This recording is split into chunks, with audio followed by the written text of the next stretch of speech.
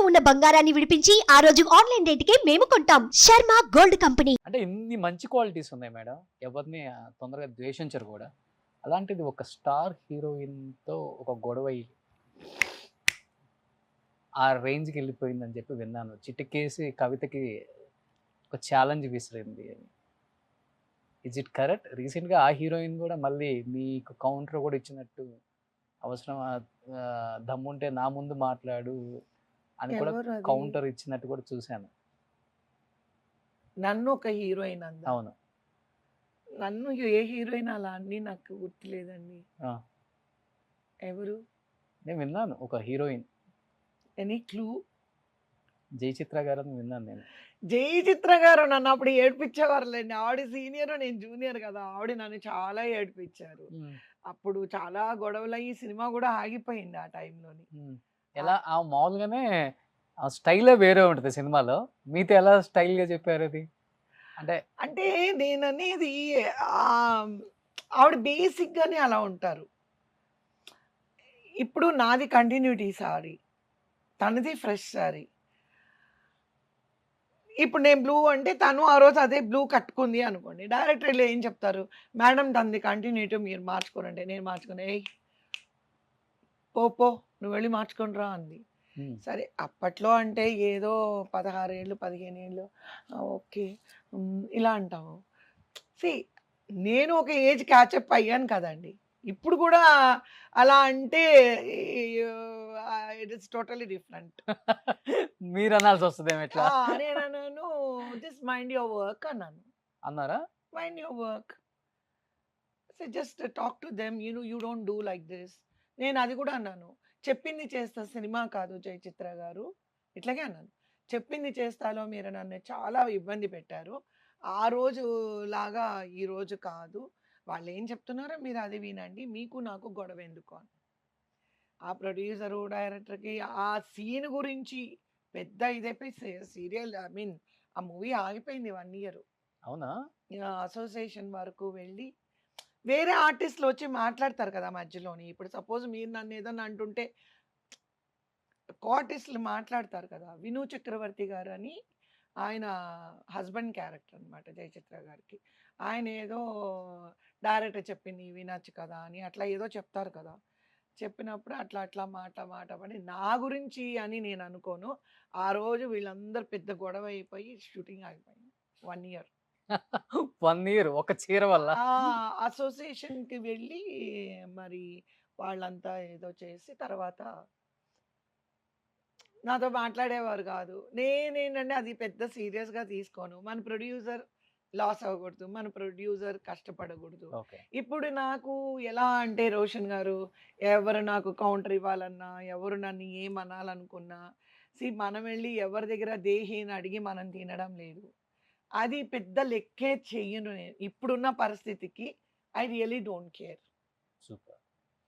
Because ఇప్పుడు నేనే అంటున్నాను. ఇప్పుడు నా ముందే ఆవిడ ఇప్పుడు ఏదన్నా అన్నారంటే definitely I don't accept it. నేను ఆవిడలాగా రూడ్‌గా మాట్లాడకపోయినా ఫర్మ్‌గా మాట్లాడతాను. యూ అండర్‌స్టూడ్ కదా! అందరూ ఆ భాషలోనే మాట్లాడాలని లేదు కదా!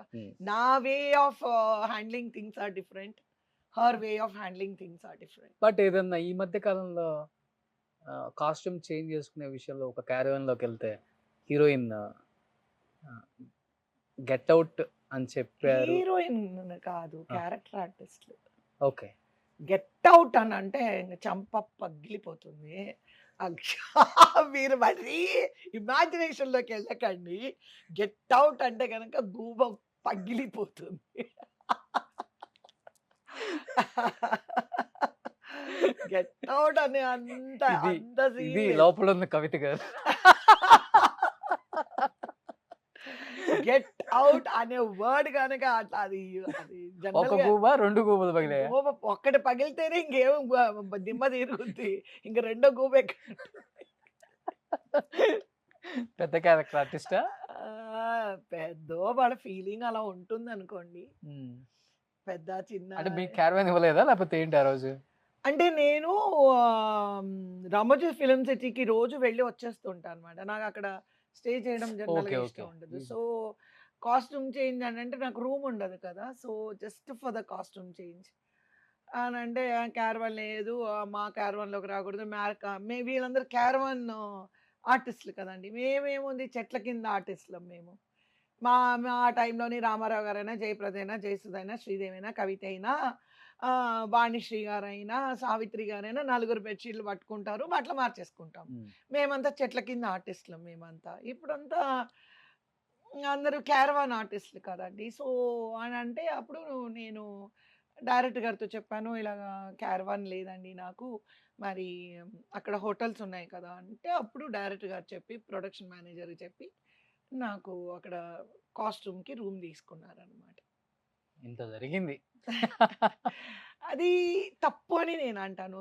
మనమందరం ఇప్పుడు ఇందాకే మీరన్నారు. మీ బాబులాగా నన్ననుకోండి అన్నారు. This is where yes. Humanity. మనం క్యారవాన్‌తో పుట్టలేదు. క్యారవాన్‌తో యెస్. కొంతమంది ఆర్టిస్ట్‌లకి ఇంటికెళ్తే మజ్జిగ తాగుతారు. ఇక్కడికొస్తే జ్యూస్‌లడుగుతారు.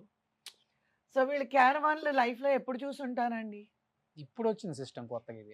అసలు ఈ క్యారవాన్ అనేది ఏంటి చెప్పండి? రామారావు గారు చెట్టు కింద కూర్చొని మేకప్ ఏసుకుంటారు. నాగేశ్వరరావు గారు చెట్టు కింద కూర్చొని మేకప్ ఏసుకుంటారు. మహానుభావులు, మహానటులు వాళ్ళంతా.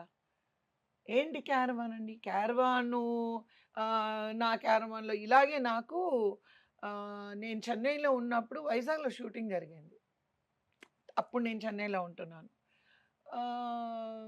ఆర్టిస్ట్ ఇప్పుడు బ్రతికి గూడా లేడనుకోండి. మనం మాట్లాడక్కర్లేదు.